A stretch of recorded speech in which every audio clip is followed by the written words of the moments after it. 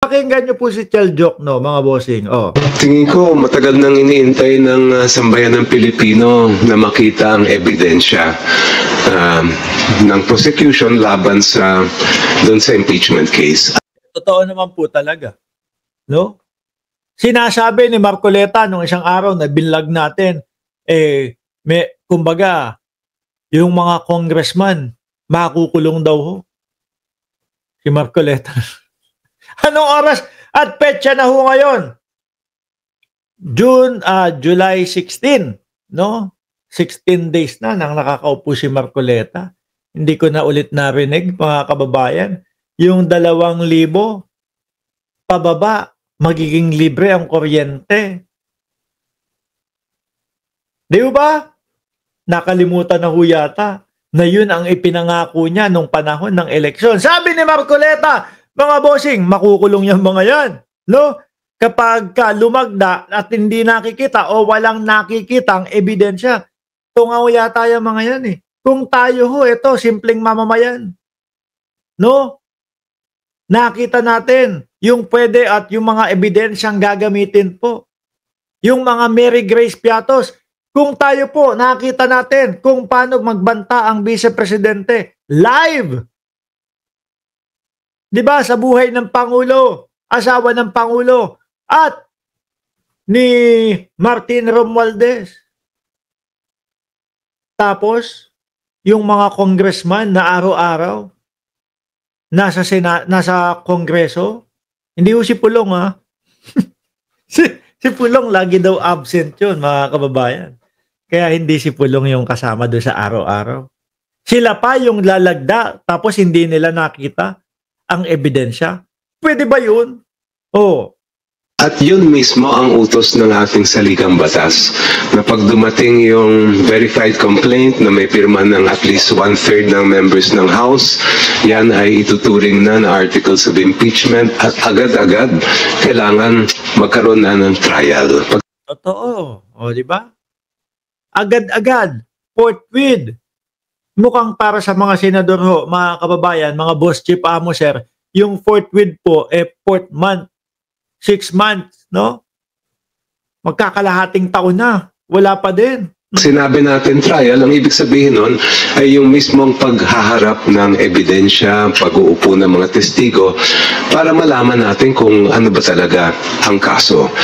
Kaso nga ang gusto ang sinasabi ng Senado, pwede daw ma-dismiss yun sa pamamagitan lang daw ho ng kanilang botohan. Ano yun? Trip-trip lang ho?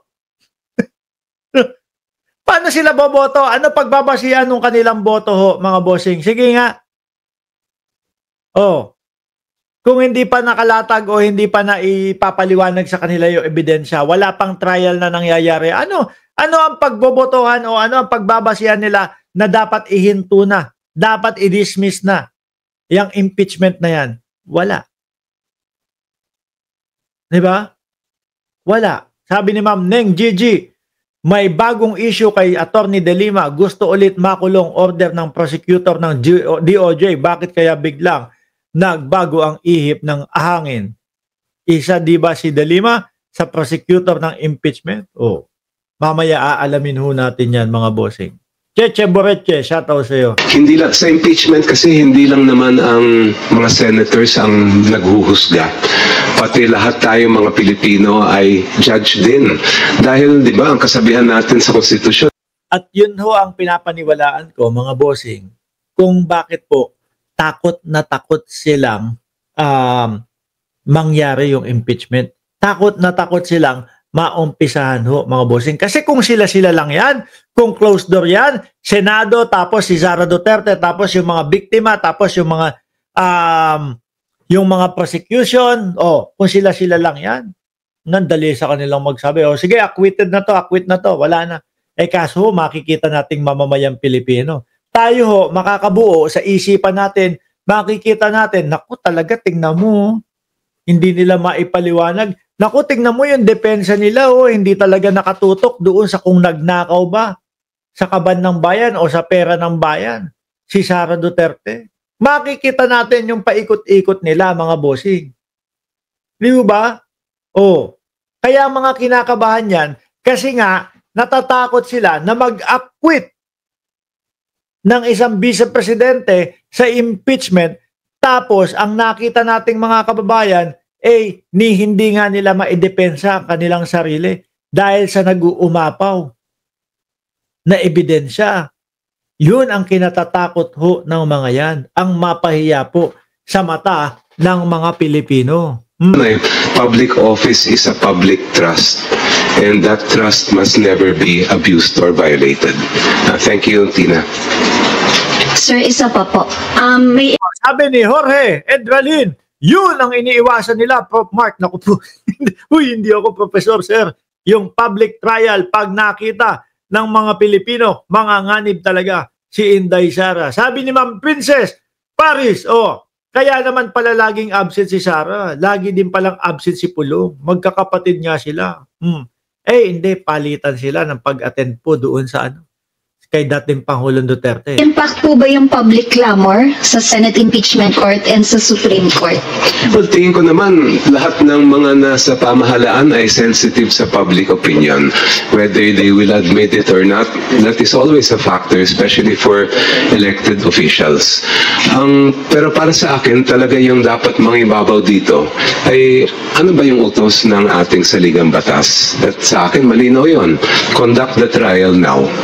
Kakabit ng SONA ni Pangulo ay yung mga pangyayari na mag-i-elect ng bagong liderato ng Kongreso. Pero ang isa pa sa malaking inaabangan ay of course yung pag-convene ng Senate Impeachment Court o yung pagsisimula na mismo ng pre-trial or trial proper. Sa araw na rin po na yon ay baka official na rin po kayong na-appoint sa plenaryo ng Kamara bilang House Impeachment Prosecutor. Sir, what's the ideal date for the Senate Impeachment Court na simulan agad after the SONA yung pagtalakay sa impeachment trial ni Vice President Sara Duterte? Noong June, kung maalala ko, naglabas ng calendar ang si Senate President Escudero. At ang naalala kong nakalagay na petsa doon ay July 29, which is the day after the SONA. Whatever date. Yun, naalala nyo ho yun, mga bossing? Naalala nyo din po nung nagbigay ng petsa na June 2, binaliwala din ho nila yun, no? Tapos nilipat. Tingin ko din ho dito, mga boss chief mo, sir, yung mga senador, may kanya-kanya silang toka no?